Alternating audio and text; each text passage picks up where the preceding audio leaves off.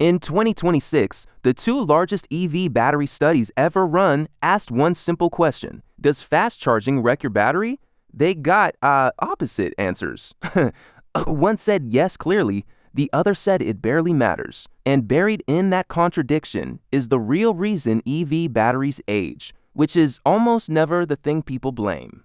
So here's what actually wears a battery down, the one chart that explains it, and the two habits that protect the most expensive part of your car. Let's start with that fight. Geotab tracked 22,700 electric cars across 21 models. The cars that leaned hard on high-power fast charging lost up to 3% of their capacity a year. The ones that mostly charged slowly at home lost only about 1.5%. So, fast charging looks guilty, case closed, right? But then Recurrent analyzed 12,500 Teslas and found almost no gap at all between the heavy fast chargers and the light ones. Same exact question. Two giant datasets and completely opposite answers. And the strange part is that both of them are correct. So here's the part that almost nobody expects. Your EV actually ages the most when you're not even driving it. Think about it for a second. Your car spends about 95% of its life just parked, sitting completely still, and a battery quietly ages on two separate clocks. The first clock ticks when you drive and charge it, but the second clock ticks the entire time it just sits there, getting old like milk in the fridge, even unopened. And that slow second clock is the one that quietly does the most damage. It's fed by just two things: heat and sitting at a full charge. A battery left full and hot ages the fastest of all.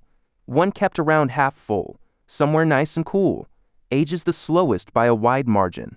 Now, you'd think charging slowly at home is always the safe move, but not quite. Leave it plugged in at 100% in a hot garage, and you're doing the damage yourself. And this is what finally explains why those two big studies clashed. It was never really about the charger at all. It was about heat. Fast charging only hurts when the battery can't get rid of the heat that it makes.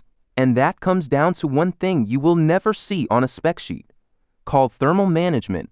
Basically, does the car actively cool its own battery, or does it just let it bake? A modern liquid-cooled pack loses around 2.3% a year. An older air-cooled design loses closer to 4.2%, and Recurrent's Teslas barely notice the fast charging because they're liquid-cooled and actively managed. Now, for the part that should calm everyone down. Battery degradation isn't a steady slide to zero. It's front-loaded, fast at first, then it flattens right out.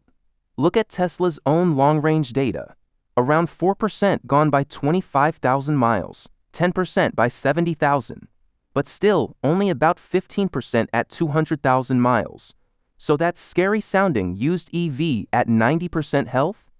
It's already past the steepest part of the curve. And almost every modern EV is guaranteed to keep at least 70% for 8 years or 100,000 miles.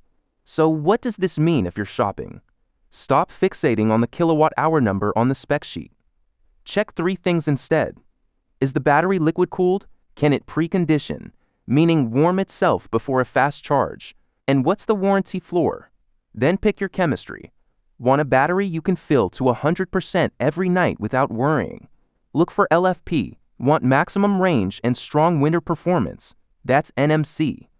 Just charge it to 80 for daily driving. And whatever you buy, the two habits that protect any battery are the same. Don't leave it sitting full in the heat, and never fast charge a freezing cold pack without warming it up first. We score every EV on real-world battery health and cost at motivegrid.com. And this is a whole series, so subscribe, because next time we leave the battery behind for the biggest fight in self-driving. Tesla's camera-only cars versus Waymo's laser-scanning robot axis. Who actually wins? We'll see you there.